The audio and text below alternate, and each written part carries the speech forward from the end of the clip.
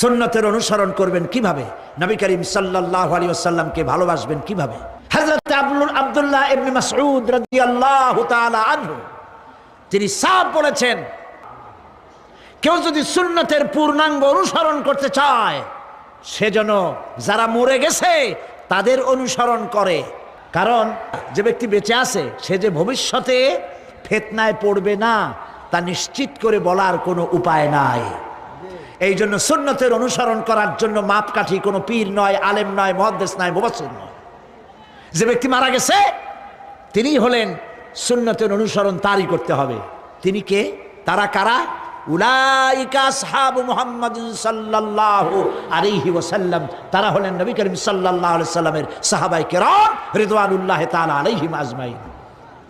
কানু আফদালু হাযিহিল উম্মাহ। তারা হচ্ছে এই উম্মতের শ্রেষ্ঠ। সুন্নতের অনুসরণ করবেন কিভাবে?